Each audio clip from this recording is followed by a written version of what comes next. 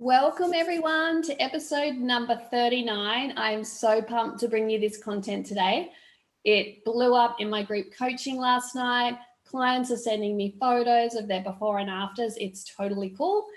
So I'm going to take you through my best known process for clearing your space. So it's so important when we clear our space and we have a cleared space, because it just helps us really just to focus, to have clarity. It changes the way we feel about our space. And it's funny, I'm actually, if you're watching me on YouTube and you're not listening in, you'll see behind me boxes and stuff stacked up. So it's hilarious that I'm talking about clear space and it's not looking so clear here. But that's what got me to do this episode, right? I'm getting ready to move and I won't go into all of that, but it's exciting and it's bringing up for me what I need to do around cleansing and clearing. So moving is a perfect time, obviously, but anytime, especially for those friends of mine that are in lockdown and you're just stuck with the same old and the place feels stale, it's just great to be able to refresh, have a new energy about it and get that happening. So I'm going to take you through my top 5 tips for clearing and cleansing. So I'm super pumped. So as we get ready, what we do is we go room by room and then ideally space by space. And we start to clear it. So let's imagine if I was doing my bedroom, I might actually start in my wardrobe first. So by doing that, I would go through every piece that I have in my wardrobe, boxes, whatever it is, and hold every single article to my chest. Now, I know this sounds weird, but this is how I do it.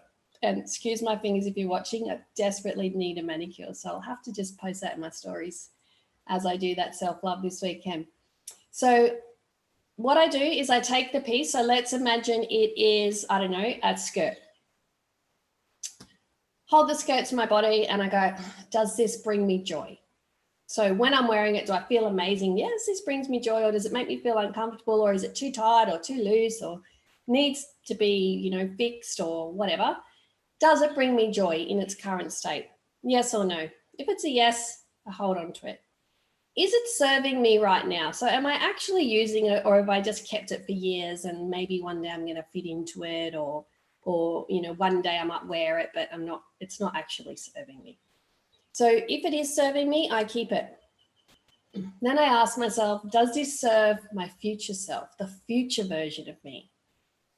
That's a really tricky one, right? So is it serving the future version of me? So if I'm holding on to an old work skirt in a corporate world and I'm moving to, let's say you're an entrepreneur and you don't have your work uniform anymore. Like, is it still serving you in the future? Yes or no? If not, let it go. Then the next thing is, as you come to each item, if it's bringing you joy, if it's serving you and it serves your future self and where you're going and what you want to do, that's a keeper. Everything else goes. So if it's going, I really mindfully bless and release it. So with the skirt, it'll be, dear skirt, I'm so grateful for all those times I whipped you on when I was running late to this gig or to that thing, and that I felt so comfortable in you and you served me really well, and I'm now just about to bless and release you, and you pop that in the basket. So it's amazing how many clients I know have an attachment to their stuff.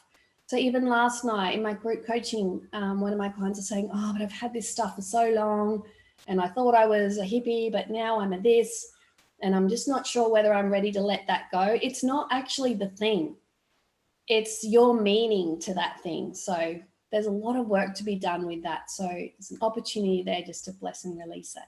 And then once we've blessed and released it and we've popped it in the donation bag or whatever we've done with it, we've popped it in.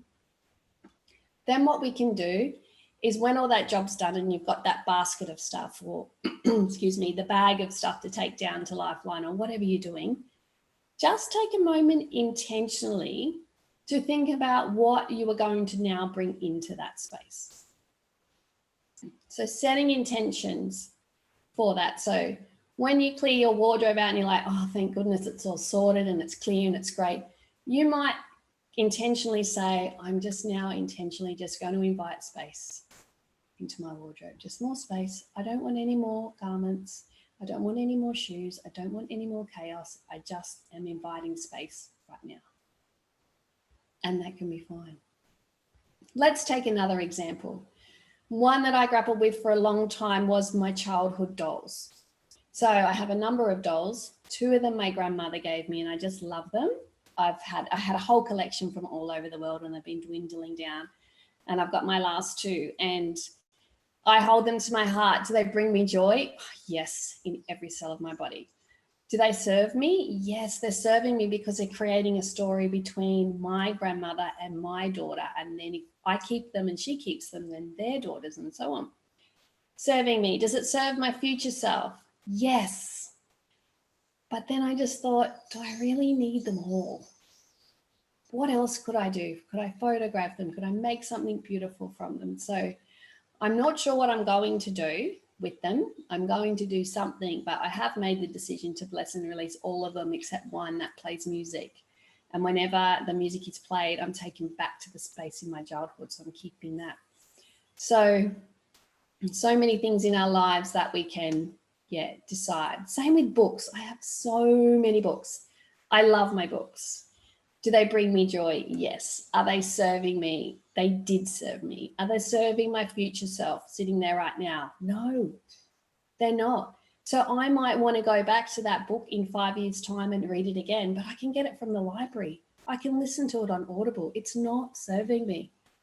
So there are so many books, read and unread, that I am ready to bless and release. And I've got boxes there ready to go.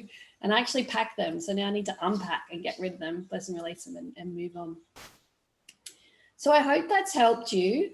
I'd love you to let me know on your social medias what's happening for you. Are you blessing, releasing your things? If you do want to do any more research into the joy stuff, check out Marie Kondo. I love her show. She taught me so much. So take care. God bless. Get cleansing, get clearing.